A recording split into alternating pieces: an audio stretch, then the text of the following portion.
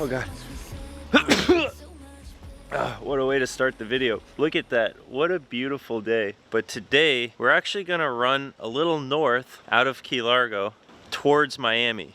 I wanna find that big black grouper, and I know off Miami, there's some big black grouper. Carson is coming, his girlfriend Alex is coming, and our buddy Avery is coming. Who's the most adorable little kitty ever? Mouse, are you? Ooh, look at that face.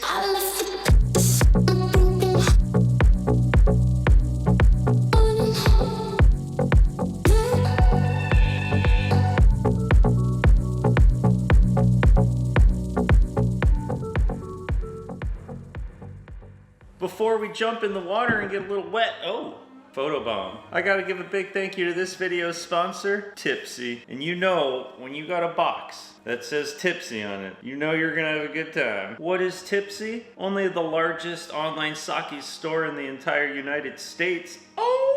Let's open it. Now, if you know me, you know that every time I go out to a place selling sake, I always order a large hot sake. Actually, I order 2 large hot sakes. This here is the Tipsy Sake Club Box, and I'll show you what's inside. And yes, there is alcohol in here, and yes, I'm about to drink some. Each one of these cards is a brewery, a well-known agricultural... Okay, there's a map of where this brewery is located. Then there's a picture of their sake bottle, the taste profile, what it pairs good with, how much alcohol is in it, what temperature to drink it at. Look how many there are.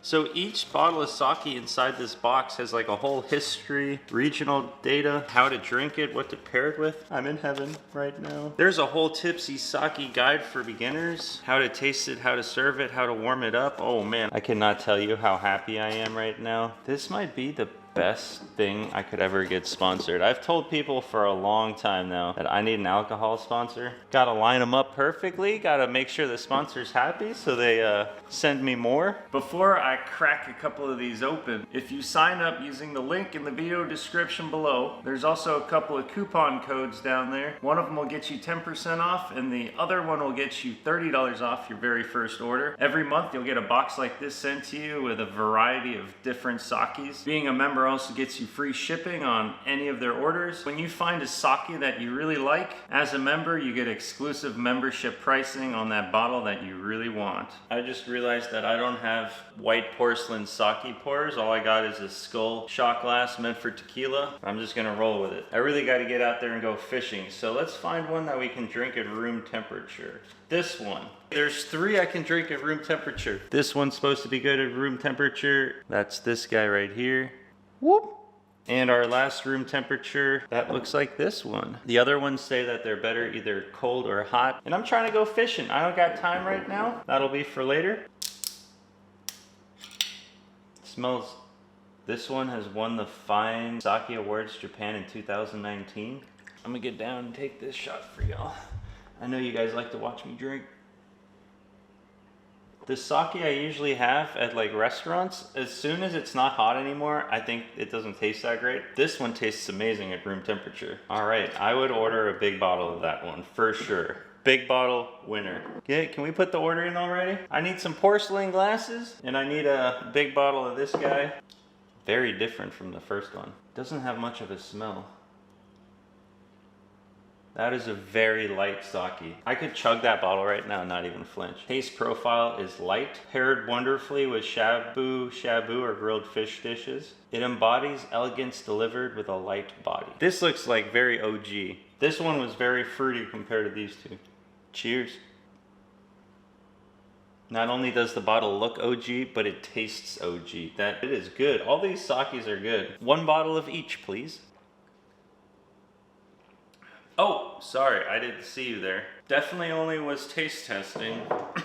Check them out, the link is in the video description below. If you click on that link, you get yourself some fine sake. You're also supporting my channel, and hopefully they see some good results from this video, and maybe I will actually have my first full-time alcohol sponsor. Yes. Back to spearfishing.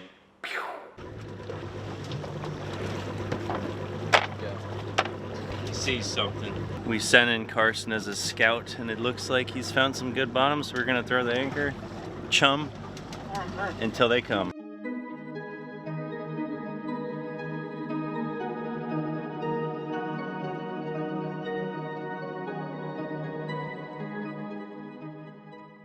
What beautiful bottom we have. There are mangrove snapper just everywhere. They're all a little small. These are probably like 12, 13 inches, but they're everywhere.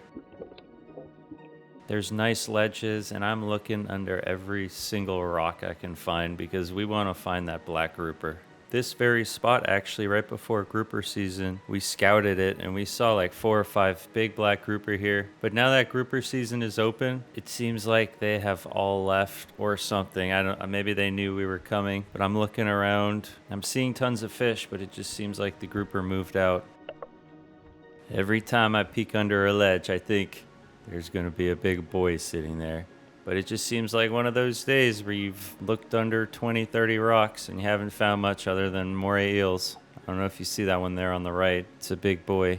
Knowing he's there, I kind of cautiously look under this cave. In the future, I should have a flashlight that'll make it easier to look deeper in the back of these caves. But I don't know if you can tell, but you see this white school of little baby fish? There's just hundreds or maybe even thousands of these tiny little fish swimming in this cloud in front of me. They must have just hatched. I'm not sure what they are, but it's cool seeing this life. Tons of corals, tons of ledges, tons of reef fish, but not what I'm looking for.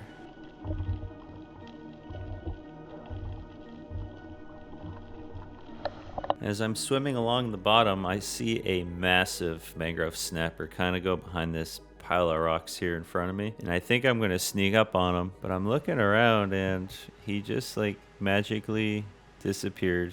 Just my luck. I have no idea where he went, but he was probably like a 23-inch snapper. And then on my way up, I see him down there. I don't know if you can see, but he's down there. And at this point, you know what? I think we need more chum in the water. Probably bring in some sharks. But one of my favorite chums is fresh chunked barracuda. And one just happens to swim right in front of my face. Unfortunately, when I shot him, my shaft went straight through him and he swam full speed into this rock, bending my $100 shaft. On the bright side, he's still on there. This barracuda had some spunk left in him, and he wasn't going to go down without a fight. Luckily, my buddy Avery and Carson put a couple follow-up shots into him, and we get him up to the boat.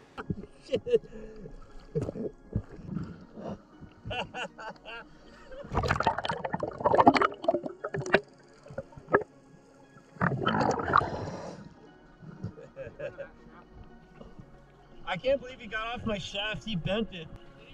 Yeah. He was looking right at me and I was like, do I do it? And then I was like, you know what?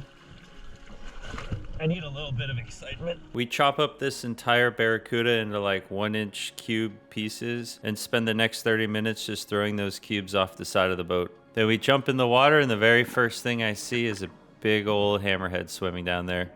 He's probably about a 10-footer. You can see him swimming off in the distance there. And the ton of snappers showed up, so looks like I'm going down. That weird sound that you hear is me blowing air into my mask to equalize it, because the pressure starts to squeeze it on the way down. This is about 55 to 60 feet here on the bottom. I start to grunt at the bottom to get fish interested. And I am kind of looking around a lot, so sorry it's shaky. I'm making sure that hammerhead doesn't sneak up on me. But we got some nice mangrove snapper right here.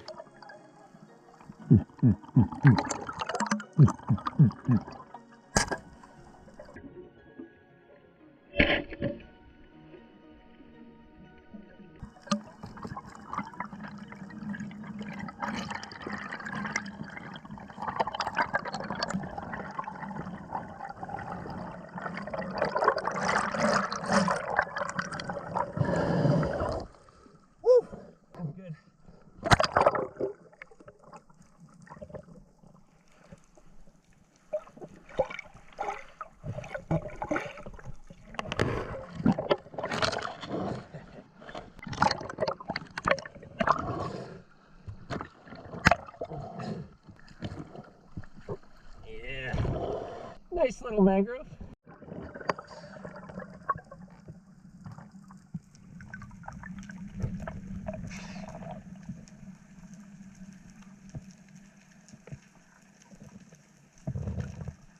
You'll notice the hammerhead starts to kind of swim on his side. That's because he's looking up at me. Kind of creepy. Another dive down. He's right under me. I was trying to get a snapper.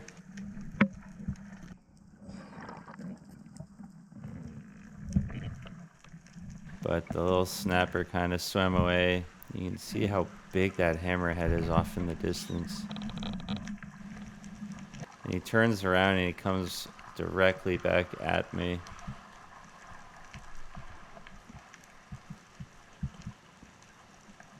Their dorsal fins are massive. It's really cool. It's been a bit of a slow day, so we try to change things up and drop the rest of our barracuda chunks in some really shallow water. It's only about 10 feet here. And as soon as I jump in, I look down and I see a nice hogfish just pecking away at the barracuda chunks we threw in.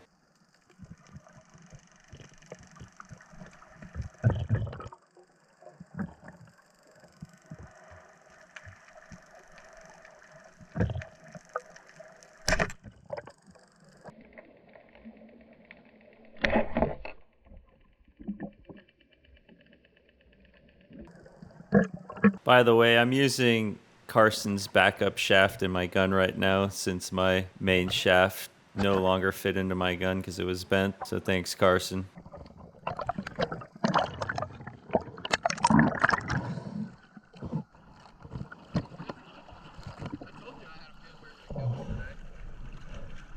We come across a decent little black grouper and Carson dives on top of him. And this is for a little bit of comedy. He's pretty much point blank range away and somehow misses it. And I've seen Carson shoot little 12-inch yellowtail snapper from like 30 feet away. He's a freaking sniper. Even the best of us can miss once in a while.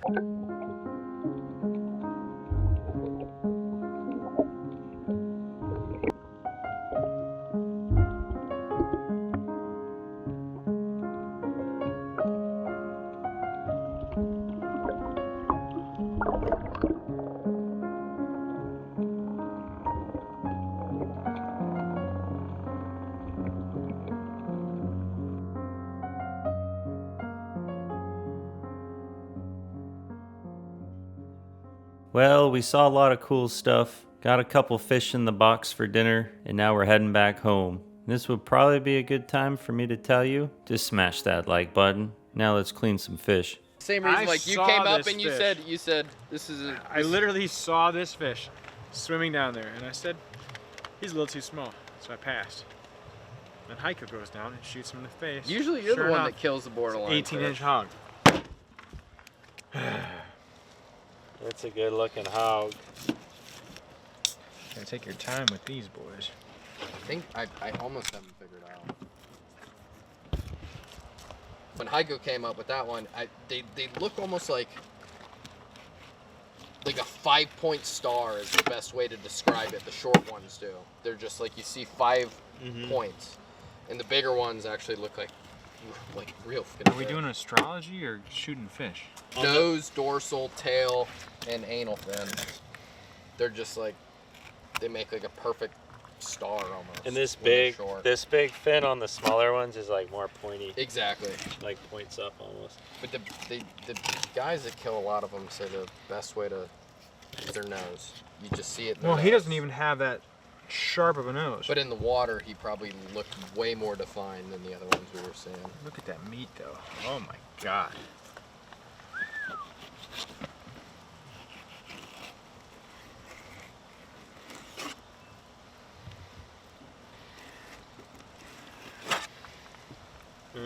How much honey do you get from that one? Oh, About sorry, it. we're filming. About a gallon. How much money or how much honey? How much honey? It's just, money and honey are basically the same thing. I As give a honey a lot of consumer. my money for some honey.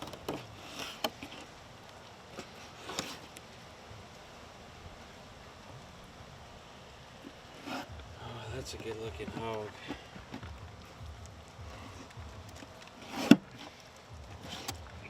All right. You want a bite? They say it makes I real would. good ceviche. I would if I had to. I'm gonna do a recipe today that I've never done before. I saw this like 8 years ago on a channel called Fresh from Florida. I don't even think they're around anymore, but I gotta go to Publix. I gotta drive down the road, get some ingredients, and then we're gonna do a little cook-a-thon. And I'm tired, it's late once again, but I guess I'm really good at cooking late and just torturing myself. But we got the fish right now in a saltwater brine, the mangrove snapper fillets and the hogfish fillets. Those are gonna sit in that ice cold brine bath. And I'm gonna drive to Publix right now, so in a snap of a finger, I will be back. Bop! Check it out, I just got back from Publix, got a bunch of food and ingredients, and it's time to start cooking. The first thing we're gonna do is take some vegetable slaw, it's like coleslaw. Then here we got green pepper, red pepper, and yellow pepper. Dump all that in there. This right here is honey from my bees in the backyard. You wanna give a nice drizzle of honey. Woo! That might have been too much, but you can never have too much honey. Then we're gonna add some mayo and we're gonna twist it all up.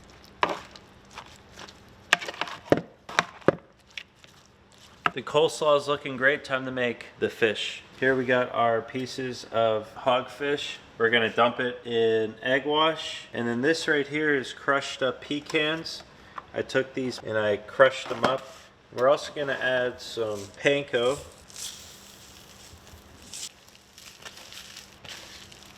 So we got a nice panko pecan seasoning, and now we're gonna put some oil to this pan, which is getting pretty hot.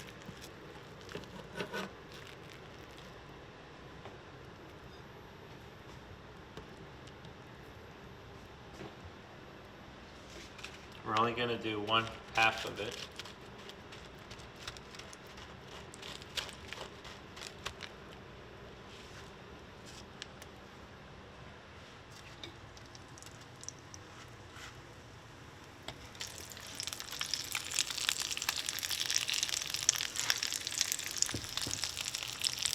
We'll add a little salt and pepper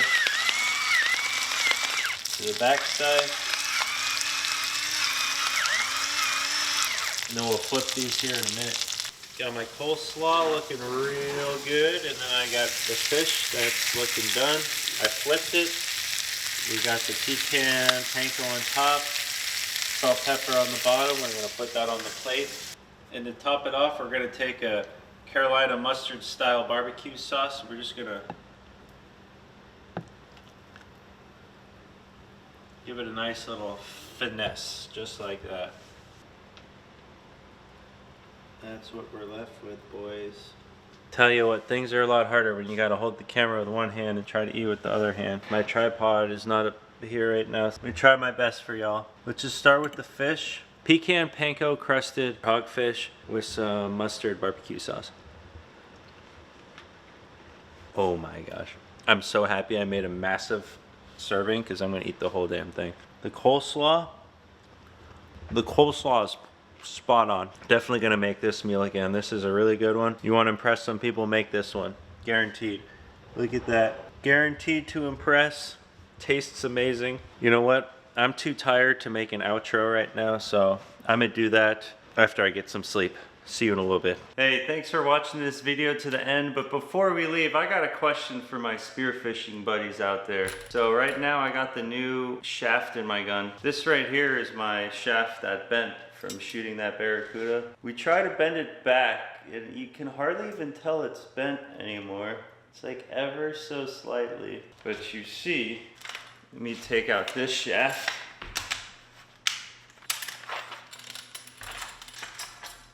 Because my spear gun has an enclosed track, I need a shaft that is super straight. And if you watch what happens here, it's going in, It's really hard to push in, but it's still going, it's going, it's going, and right there. It won't go anymore, and it needs to go like another 10 inches. And if I were to shove it in right now, it would get stuck and never come out again because of that little bend. Everyone that spearfishes that I've ever talked to basically at this point tells me you just throw it away. There's no way to fix it. Is there a way to fix it? If you know, leave a comment below. Otherwise, I'm gonna hang it on my wall of bent shafts. It wasn't the first one. Definitely won't be the last shaft I bend. But anyways, thanks for watching. I'm actually in the process of hiring a full-time camera person that also is gonna do my editing and a few other things. They might actually even live here with me because I wanna go hard on putting out some content. I have so much content, I just don't have the time to put it out, and I wanna be putting out 3 videos a week again like the good old days. Fingers crossed, we got some good things in the works. Thanks for watching, and I'll see you on the next one. Cheers.